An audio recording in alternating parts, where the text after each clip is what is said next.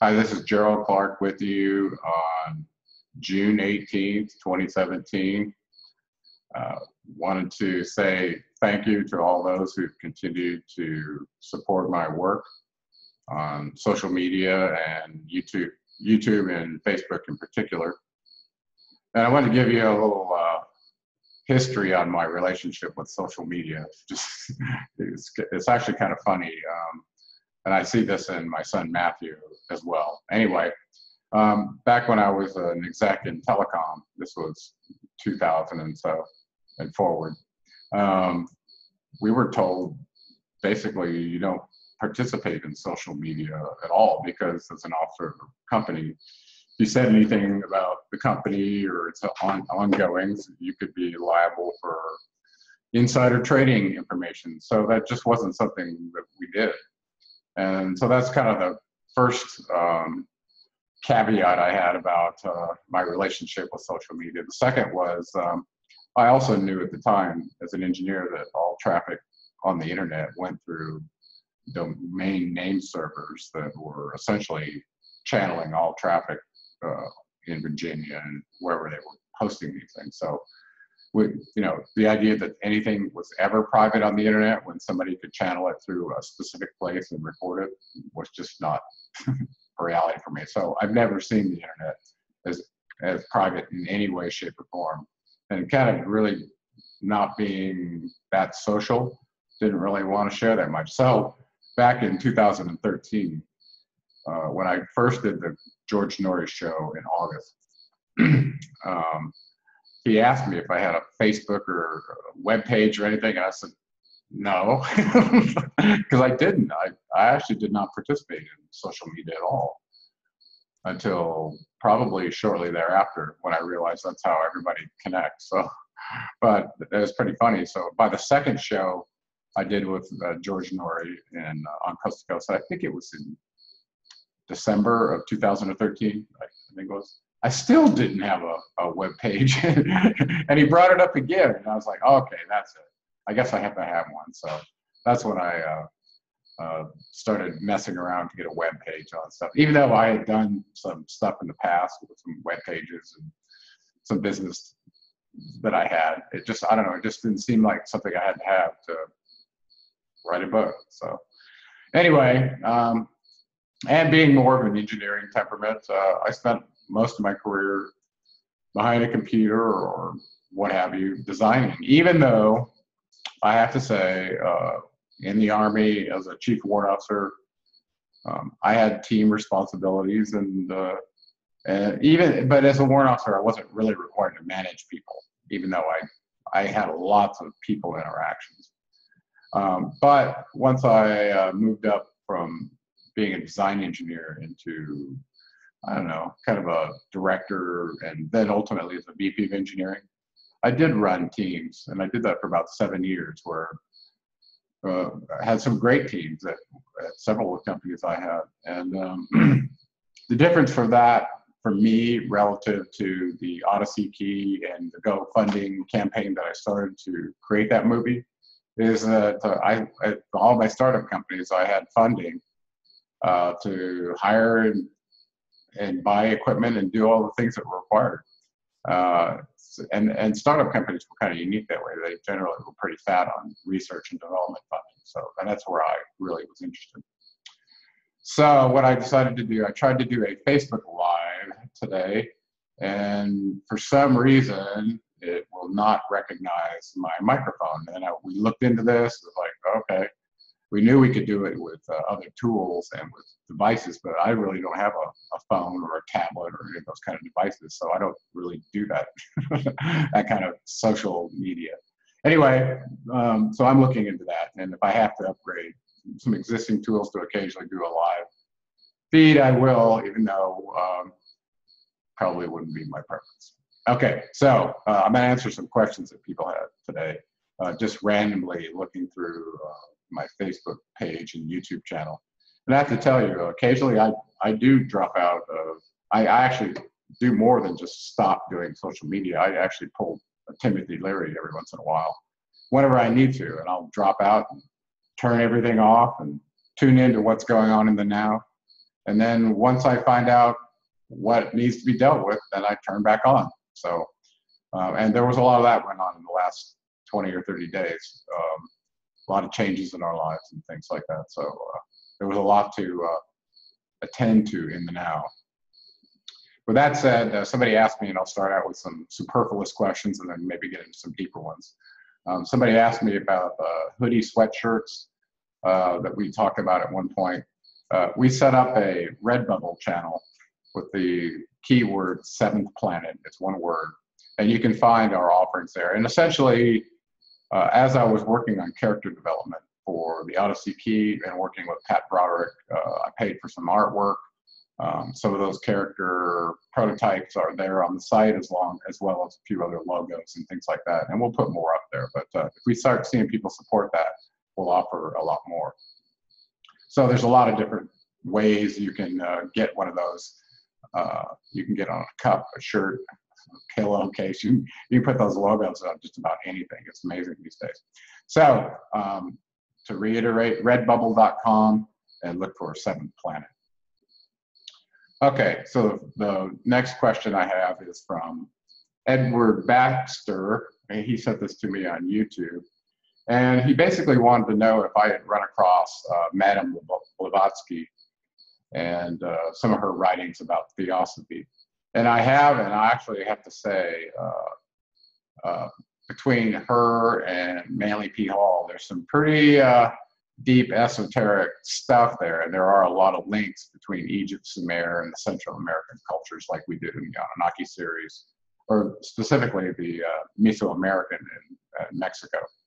So, so Edward, yes, I'm aware of that, and I'll be looking for more content or questions from you, even though you gave me a long write-up on it. It looks like either from her book or something that you're writing. Okay, the next one is, I don't know if I can pronounce this, their name from YouTube is I Am a Moricon. Okay, and this was 4 days ago. And his question was, or comment was, thrice born, and he's referring to Hermes, and he wanted to know if that could allude to the Father, the Son, and the Holy Ghost, with a hashtag Tahuti. And by the way, Tahuti was another name for Thoth as well. My understanding is that the word Hermes Trismegistus meant thrice great Hermes, meaning in his writings that he had mastered mind, body, and spirit in this dimension. So he was free to travel like he describes in the Emerald Tablets. So I hope that answers your question.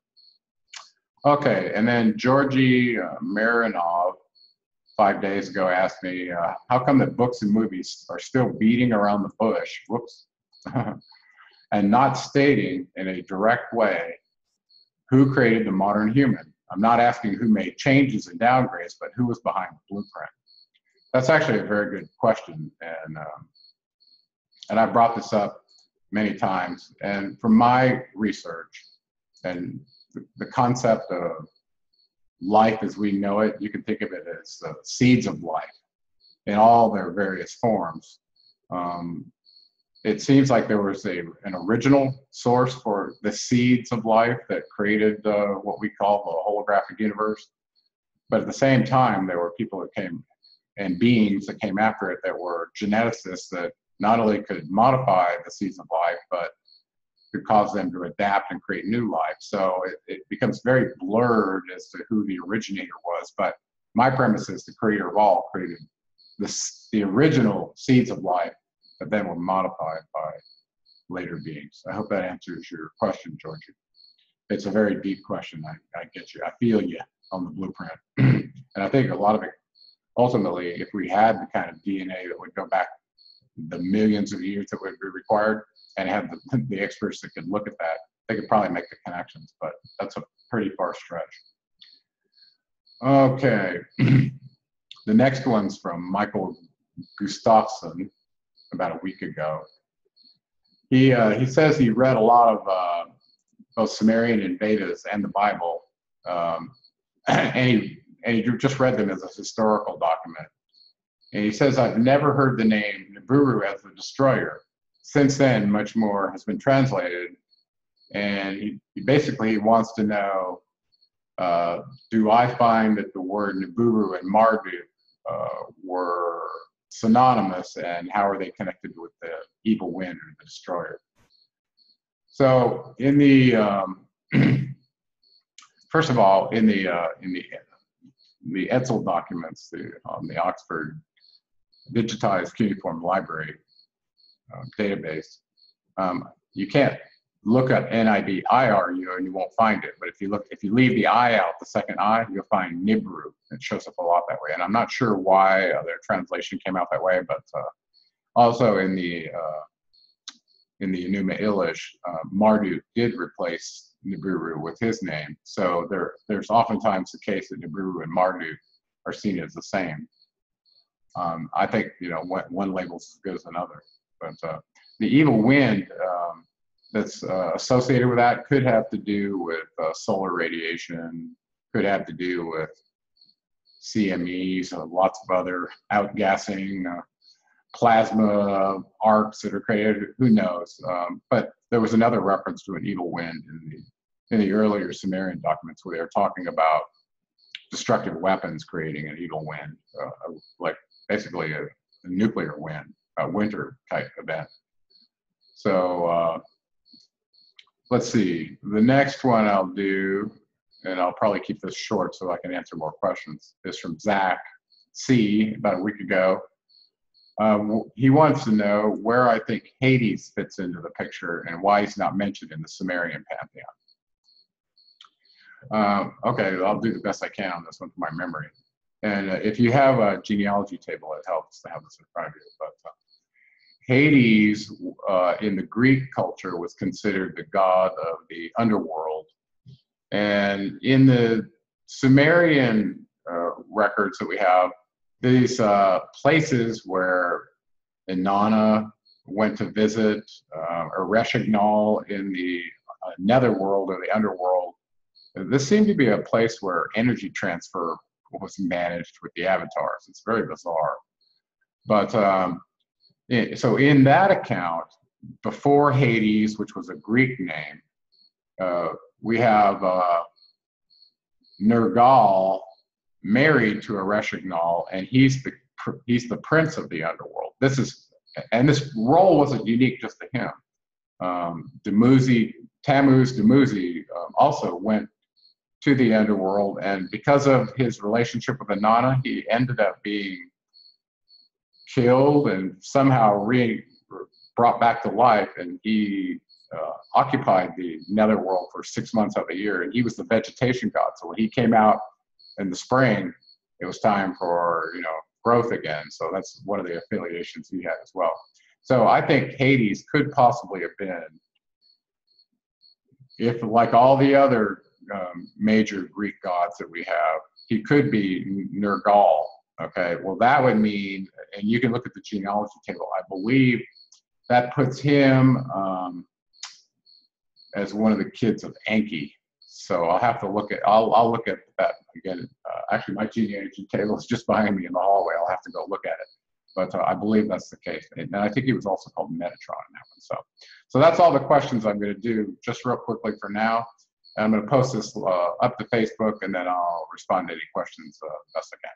Okay, thanks for all you that are still supporting me, and look forward to a link I just put up for the very latest Odyssey Key trailer. And these trailers will be specific to scenes that have been chosen throughout the movie, not sequentially, like I just started from Act 1, Scene 1, all the way to Act 1, Scene 9 as my prototyping. These scenes will be done specifically to convey a point and create some enthusiasm and excitement for the rest of the movie that goes beyond just Act 1, okay? So look for me on Facebook. I'll post this now. Thanks, folks.